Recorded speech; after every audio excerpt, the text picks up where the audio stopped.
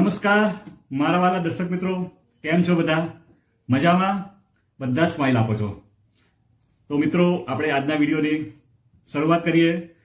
મારું નામ છે ડૉક્ટર શરદભાઈ સોની અને આજના વિડીયોમાં હું તમને બહુ જ અસરકારક ઘરગથ્થુ ઉપાય બતાવવાનો છું.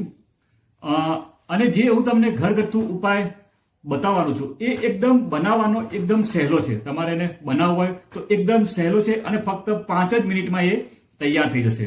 અને જે તમારા શરીરમાં બધા જ સાંધાના દુખાવાને કે જે ઘૂંટણમાં હોય, કોઈકને ગરદનમાં હોય, કોઈકને કમરમાં હોય, જેને કાયમી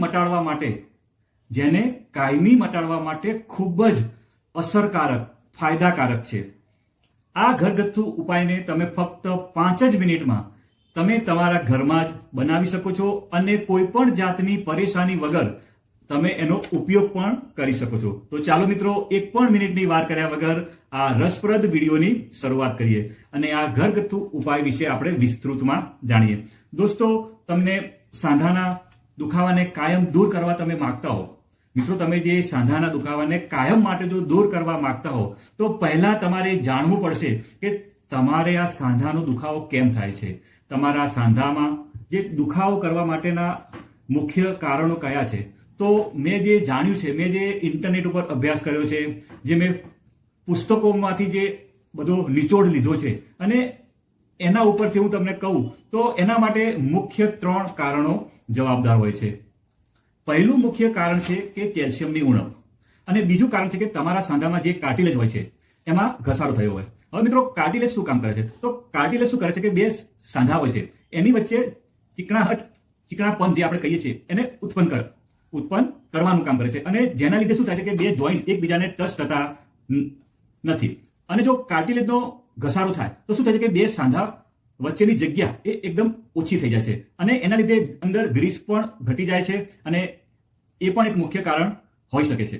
મિત્રો, ત્રીજું કારણ એ છે કે તમારા સાંધામાં ઇન્ફેક્શન થઈ જવું અને એના લીધે સોજો અને દુખાવો પણ હોઈ શકે છે. મિત્રો, જે આપણે આજે ઘરગથ્થુ ઉપાય બનાવવાના છીએ અને આ 3 કારણોને ધ્યાનમાં રાખીને આપણે બનાવવાના છીએ અને એના માટે આપણે ટોટલ 4 વસ્તુનો આપણે ઉપયોગ કરવાના છીએ. આપણે જે ઘરગથ્થુ ઉપાય તમને બતાવવાનો છે એમાં આપણે ટોટલ 4 વસ્તુનો ઉપયોગ કરશું. તો આપણે જે પહેલી વસ્તુ ઉપયોગ કરવાના છીએ એ છે દૂધ. તો મિત્રો, દૂધ એ આપણા શરીરમાંથી કેલ્શિયમની ઉણપ તો દૂર કરે છે, સાથે સાથે આપણા હાડકાને મજબૂત કરવાનું કામ કરે છે. અને એ તમને ખ્યાલ હશે કે જ્યારે બાળકનો જન્મ થાય છે ને ત્યારે એને ફક્ત 3-4 મહિના સુધી એને દૂધ જ પીવડાવવામાં આવે છે અને એ બધું કુદરતે નક્કી કરેલું છે કે એને પહેલા 3-4 મહિના દૂધ જ આપવું, કારણ કે દૂધની અંદર એટલી બધી તાકાત છે કે જે નાનું બાળક છે એને મોટું થવા માટે 3-4 મહિના, 6 મહિના સુધી આપણે જે દૂધ આપીએ છીએ અને દૂધની અંદર એટલી બધી તાકાત છે કે જે બાળકને બધા અંગે અંગ અને મોટા કરવાનું કામ કરે છે, સાથે સાથે એના હાડકાને મજબૂત કરવાનું પણ કામ દૂધ કરે છે. તો મિત્રો, તમને ખ્યાલ આવી ગયો છે કે દૂધનું કેટલું મહત્વ છે. મિત્રો, આપણે બીજી વસ્તુ જે ઉપયોગ કરવાના છીએ, બીજી 2nd નંબરની વસ્તુ જે ઉપયોગ કરવાના છીએ એ છે આદુ અને હળદર. મેં તમને 2 નામ એક સાથે આપ્યા છે અને આ 2 નામ આપ્યા એ 2 નંબરની વસ્તુ છે. તો મિત્રો, જે મેં એક સાથે 2 નામ આપ્યા છે, એક છે આદુ અને બીજું છે હળદર. મેં 2 નામ કેમ આપ્યા છે? કારણ કે એ બંનેની અંદર જે ગુણધર્મો છે ને એ 2 ગુણધર્મો તમારા સાંધાને દુખાવાનો દૂર કરવા માટે એ એકદમ સરખા છે. એટલે મેં તમને એક સાથે 2 નામ આપ્યા છે, એક છે આદુ અને બીજું છે હળદર. મિત્રો, તમે જ્યારે આ 2 વસ્તુનો ઉપયોગ કરશો તો એની અંદર રહેલા 2 ગુણધર્મો, પહેલો છે કે એન્ટી ઇન્ફ્લામેટરી એટલે કે સોજો દૂર કરવાનું ગુણ અને 2nd નંબરનો ગુણ છે એનાલ્જેસિક એટલે કે પેઇન કિલર એટલે કે આપણા સાંધામાં દુખાવાને દૂર કરવાનું. એ તમારા સાંધામાં સોજો અને દુખાવો બંનેને દૂર કરશે અને સાથે સાથે તમારા સાંધામાં જે કાર્ટિલેજમાં જે ઘસારો થયો છે એને રિપેર કરવાનું કામ કરશે અને ત્યાં આગળ ગ્રીસમાં વધારો કરવાનું પણ કામ કરશે. મિત્રો, તમે કોઈ દિવસ વિચાર્યું છે કે તમારા સાંધામાં રહેલું કાર્ટિલેજ કેમ ઘસાઈ જાય છે?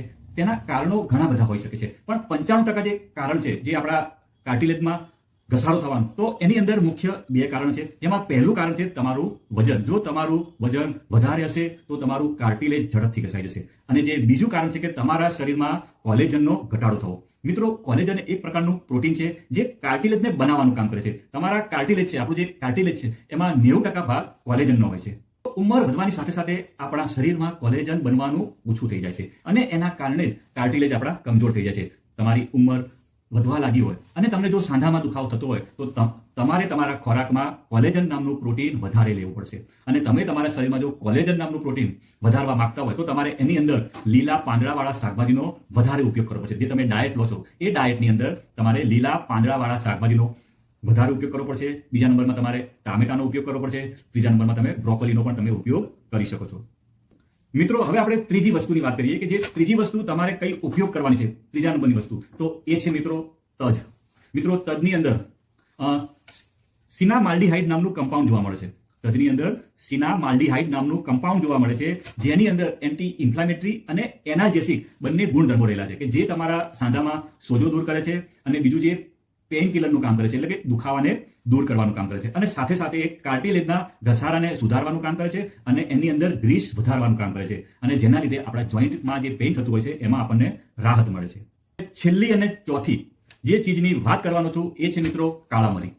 કાળા મરીમાં જોવા મળતું પેપરિન નામનું તત્વ, એની અંદર પેપરિન નામનું તત્વ જોવા મળે છે જે પેઇન કિલર અને એન્ટી ઇન્ફ્લામેટરી બંનેનું અંદર ગુણધર્મો રહેલા છે, એટલે કે એ પેઇન કિલરનું પણ કામ કરશે અને એન્ટી ઇન્ફ્લામેટરી એટલે કે સોજો ઘટાડવાનું પણ કામ કરે છે. અને તમે આનો ઉપયોગ કરશો તો તમને સાંધાના દુખાવામાં સારો એવો ફાયદો થઈ જશે અને સારો એવો આરામ પણ તમને થવા લાગશે. મિત્રો, આ ઘરગથ્થુ ઉપાય જો આપણે બનાવવાનો છે એ એકદમ સરળ છે. એના માટે તમારે શું કરવાનું છે, તો તમારે 1 ગ્લાસ દૂધ લેવાનું છે. 1 ગ્લાસ દૂધને તમારે એકદમ ગરમ કરવાનું છે. મિત્રો, એકદમ ગરમ થઈ જાય એની અંદર પછી 1 ચમચી પીસેલું આદુ, અડધી ચમચી હળદર, ચોથા ભાગની ચમચી આપણે તજ પાવડર અને 3 કાળા મરી એને આપણે પીસી નાખવાના છે, એને ખાંડી નાખવાના છે, અને એ બધું અંદર નાખી અને ફરીથી તમારે ગરમ કરવાનું છે. કેટલું ગરમ કરવાનું છે કે જ્યાં સુધી ચોથા ભાગનું દૂધ ના રહે. તમે 1 ગ્લાસ ભરીને દૂધ લીધો તો એમાંથી જ્યારે ચોથા ભાગનું દૂધ રહે ત્યાં સુધી એને બરાબર ઉકાળવાનું છે, અને પછી તમારે એને ગાળી લેવાનું છે, અને પછી તમારે એને પીવાનું છે. તો પીવાનો સમય પણ ખાસ છે, ગમે ત્યારે પીવાનું નથી. તમારે જો સવારે પીવું હોય તો તમારે નાસ્તો કર્યા પછી, જ્યારે આપણે નાસ્તો કરીએ એના અડધો કલાક પછી તમે આને પી શકો છો.